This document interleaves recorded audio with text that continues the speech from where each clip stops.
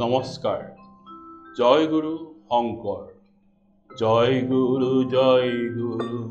জগত গুৰু। জয় গুৰু শংকৰ গুৰু। কৃষ্ণৰ কিংকৰ কল্পতৰু। ওহি আমাৰ পৰম গুৰু। ওহি আমাৰ পৰম গুৰু। বামুৰৰ বিপ্ৰাখ্যান দুই ভগীৰ পুত্ৰ আনয়ন। বেদস্তুতি লীলামালা শ্ৰীকৃষ্ণৰ বৈকুণ্ঠ প্ৰয়াণ। উৰেখা বৰ্ণন ভাগৱতত তাৎপৰ্য দশম স্কন্ধ। ভাগৱত অনাদিবতন অজামিল উপাখ্যান। অমৃত মন্থন বালিচলন নিমি নৱসিদ্ধ সংবাদ। কুৰুক্ষেত্ৰ ভাগৱত পুৰাণৰ প্ৰথম স্কন্ধ দ্বিতীয় স্কন্ধ। ভাগৱত নৱম ভাগৱতৰ দ্বাদশ স্কন্ধ। উত্তৰাখণ্ড ৰামায়ণ ৰুক্মিণী হৰণ নাট পত্নী প্ৰসাদ নাট কালী দমন কেলিগোপাল পাৰিজাত হৰণ নাট ৰাম বিজয় নাট কংসবধ নাট ভক্তি প্ৰদীপ। সংস্কৃত ভক্তি ৰত্নাকৰ বৰগীত গুণমালা তুতয় চপয় ভতিমা প্ৰমুখ্যে শাস্ত্ৰ কাব্য গীত নাট কৰ্মমূৰ্তি সাহিত্য সংস্কৃতি এই আপুৰুগীয়া সৃষ্টিৰাজিত ভক্তগণে ইয়াৰ বিৰল প্ৰতিভা দেখি অভিভূত হোৱা বাবে ইতিমধ্যেই বাট বাউসীত শৰণ লোৱা ভকতৰ সংখ্যা দিনক দিনে বাঢ়িবলৈ ধৰাত ঈশ্বৰ চিন্তাৰ একমাত্ৰ উপায় বিশুদ্ধ হৃদয় তথা সৎকৰ্ম বুলি উপলব্ধি কৰি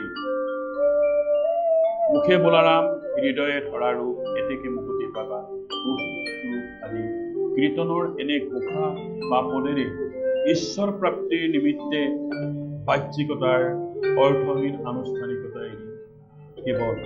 বিশুদ্ধ অন্তৰেৰে আধ্যাত্মিক চিন্তাত মগ্ন হ'বলৈ জনমনক জনোৱা আহ্বানৰ অন্তৰালত নিহিত হৈ থকা কৃষ্ণলীলাৰ বৰ্ণনাৰ বিষয়ে জানিব পাৰি ৰজা নৰনাৰায়ণে বৃন্দাবন কেনেকুৱা আছিল এয়া পটত ৰাখি দেখুৱাবলৈ কৰা অনুৰোধ সম্বন্ধে অন্যান্য চৰিত্ৰৰ মতে বীৰ চিলাৰায়ে শংকৰক শৰণ লোৱাৰ পিছত ধৰ্মৱান ৰজা নৰনাৰায়ণে ৰাজসভাত গুৰুজনাৰ মুখত সদায় কৃষ্ণ লীলা শুনি মুগ্ধ হৈ এই লীলামালা দৃশ্যৰ মাধ্যমত চোৱাৰ হেঁপাহ প্ৰকাশ কৰা বাবে গুৰুজনাই ক্ৰিয়া বয়ন শিল্পৰ মাধ্যমত সম্ভৱ হ'ব বুলি কোৱাৰ বাবেই এই সমস্ত ঘটনা গুৰুচৰিতৰ কথাত উল্লেখ থকা মতে গুৰুজনে গোকুল মথুৰা দ্বাৰকা বৃন্দাবন বাৰেবন কালিন্দী বৈশ্য ধেনু গোপ গোপী এইসমূহৰ লীলা সদায় চৰিত হৈ থাকে। ৰজা বোলে বাপ চুক ভেকুলীৰ পায়ক দৰিদ্ৰৰ সন্তনি পৰ্বত পনাৰৰ ৰত্ন ভিক্ষুকৰ অমৃত ইচ্ছা মোৰ অধম পাপীৰ চিত্ত গল তজু সুখ পাই জ্ঞান পাই ব্যাপ পাৰে নিক্ষীণ গুৰু বোলে কষ্ট কৰিহে দেখাব পাৰি বোলে বাপ তেনে জগ হৈ আমি তাকে বাৰেক মৰলত সূতা কটা দিও কৰক যায় বুলি কৰা অনুৰোধ ৰক্ষা কৰি ৰজাৰ পৰা প্ৰয়োজনীয় নানা বৰ্ণৰ সূতা সাদৰেৰে গ্ৰহণ কৰি অতি উৎসাহ উদ্দীপনাৰে কোচবিহাৰৰ পৰা নাৱেৰে উজাই আহি 9 দিনৰ মূৰত তাঁতিগুচি পাই অৰ্থাৎ বৰপেটা তাৰ পৰাই পৰম বান্ধৱ মাধৱদেৱে নাৰায়ণ দাস ঠাকুৰ আদি আটাপুৰুষসকলৰ লগত এই দিশত সুপৰামৰ্শ লৈ তাঁতিগুচিৰ বিখ্যাত তাঁতি গোপালক এই বস্ত্ৰ বোৱাৰ মুখ্য দায়িত্ব দিয়াৰ সিদ্ধান্ত গ্ৰহণ কৰি বৃন্দাবনী বস্ত্ৰৰ নামাকৰণেৰে নিজস্ব মনোবল তথা বয়ন শিল্পৰ প্ৰতি থকা অগাধ কাৰিকৰী জ্ঞানৰ অভিজ্ঞতাৰে শিপিনীসকলৰ কঠোৰ পৰিশ্ৰম তথা নিখুঁত বয়ন কলাৰে ৰজাঘৰৰ পৰা পোৱা ৰঙা বগা ক'লা হৰিদ্ৰা মৌজ কাছ নীল গৌৰ আৰু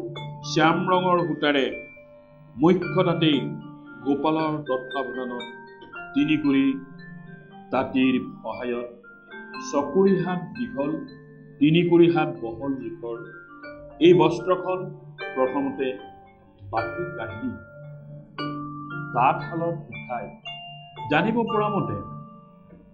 বস্ত্ৰখন 13টা খণ্ডত ভগাই বিস্তাৰিত বিষয়বস্তু কৃষ্ণৰ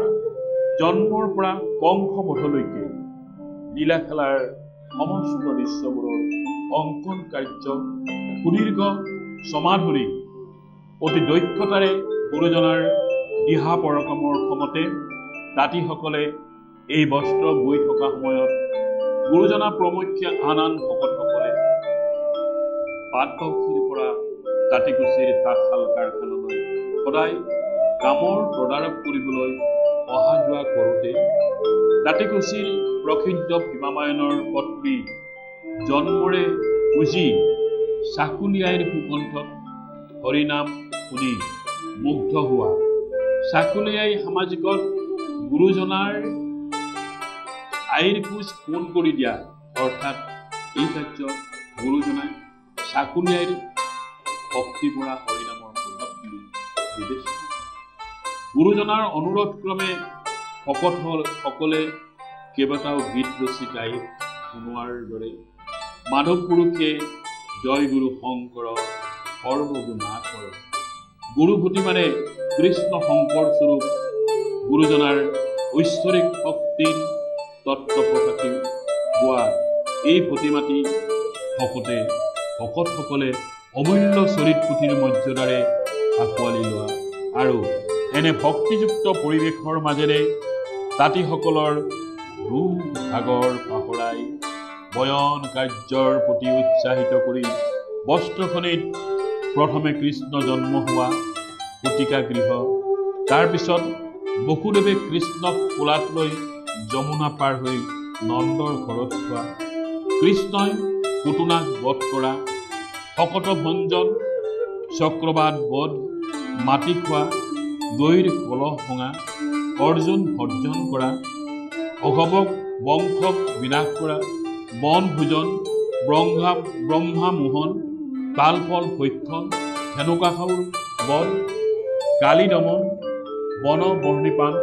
কপিৰ বস্ত্ৰহৰণ অন্ন প্ৰাৰ্থনা পদ পত্নী প্ৰসাদ গোবৰ্ধন ধাৰণ ৰাসক ক্ৰিয়া শংখচূড় বধ প্ৰলয় বধ অৰিষ্ট ব্ৰহ্ম কেশী অসুৰ বধ অক্ৰূৰৰ দ্বাৰা ৰামকৃষ্ণক মথুৰালৈ নিয়া ৰজক বধ বেথা থাৰক হাৰিপ্য মুক্তিদান চানুৰ মুষ্টিক মালবধ আৰু কংসবধ শ্ৰীকৃষ্ণৰ এনে জীৱন কাহিনীবোৰ ৰেখাংকন কৰি সাত সাগৰৰ মানি সদৃশ মনোহৰ বৃন্দাবনী বস্ত্ৰখন বয়ন শিল্প কলাৰে বৃন্দাবন মধুবন ভদ্ৰবন শ্ৰীবন ভান্দিৰবন তালবন খদিৰবন বাহলাবন কুমুদবন কাম্যবন লৌহবন তথা মহাবনকে ধৰি বাৰমনৰ দৃশ্যবোৰ সন্নিৱিষ্ট কৰি অৱশেষত 1476 1554 খ্ৰীষ্টাব্দৰ এক ভাগত সম্পূৰ্ণৰূপে প্ৰস্তুত হৈ উঠা বস্ত্ৰখনি মেলিবলৈ প্ৰয়োজন হোৱা তিনিকুৰি ভকতক লৈ এদিন তাঁতীকুছিৰ বেহাৰলৈ গৈ মহাৰাজ নৰনাৰায়ণ আৰু শিলাৰায়ক দেখুৱাবলৈ মাটিত ধাৰে পাতি বস্ত্ৰখন সম্পূৰ্ণভাৱে মেলাই লৈ সুবৰ্ণ লৰুলে ইয়াত অংকিত কৰা চিত্ৰবোৰ দেখুৱাত ৰজা নৰনাৰায়ণ আৰু ভাতৃ শিলাৰায় বিস্মিত হৈ সাক্ষাৎ বৃন্দাবন হৈছে বুলি পৰম আনন্দ লভি গুৰুজনাক প্ৰশংসা কৰি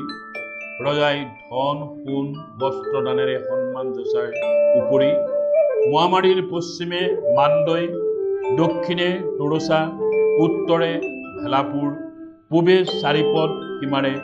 দুখ পুৰা মাটি দি গুৰুজনাক চলিয়াৰ বাপ দিল ৰাজখণ্ড বুলি অতি ভক্তিভাৱে দান কৰি পিছত আকৌ তেতিয়াৰ কোচ ৰাজ্যৰ অন্তৰ্গত বৰপেটা অঞ্চলৰ তাঁতিকুছিৰ শাসন আৰু খাজনা আদায়ৰ বাবে ৰাজকীয় দায়িত্ব আগবঢ়াইছিল যদিও সেই দায়িত্ব গ্ৰহণ নকৰি কেৱল মানৱ জাতিৰ সৰ্বমংগলৰ অৰ্থে হৰিনাম ধৰ্ম প্ৰচাৰতে একান্তভাৱে আত্মনিয়োগ কৰা এইগৰাকী মহান পুৰুষৰ আপুৰুগীয়া বৃন্দাবন বস্ত্ৰখন দেখি ৰজা নৰনাৰায়ণ যুৱৰাজ চিলাৰয়ে সমন্বিতে ৰাজ্যখনৰ প্ৰজাগণেই যে অভিভূত হৈছিল এনে নহয়, অসমীয়া মানুহৰ অন্তৰত হিয়া তিওৱা এক পুলকিত আৱেগ সৃষ্টি কৰিবলৈ সক্ষম হোৱা এই বস্ত্ৰখনৰ নিখুঁত ৰূপ সৌন্দৰ্য তথা কাৰিকৰী দিশৰ উৎকৃষ্ট মানদণ্ডৰ বাবে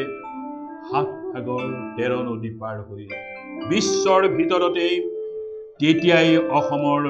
বয়ন শিল্পৰ যশকৃতিৰ গৌৰৱ বিয়পি পৰাৰ ফলস্বৰূপে এই শতিকাটো তাৰে এটি অংশ জীৱন্ত হৈ লণ্ডনৰ ব্ৰিটিছ মিউজিয়ামত সংৰক্ষিত হোৱাৰ ব্যৱস্থাৰ দ্বাৰাই বিশ্বৰ এইগৰাকী শ্ৰেষ্ঠতম বয়ন শিল্পী ৰূপে অৰ্জন কৰা তথা অসমৰ বয়ন শিল্পৰ ঐতিহ্য চিৰযুগমীয়া হোৱা বৃন্দাবনী বস্ত্ৰৰ সমস্ত দায়িত্ব গুৰুজনাই অৰ্পণ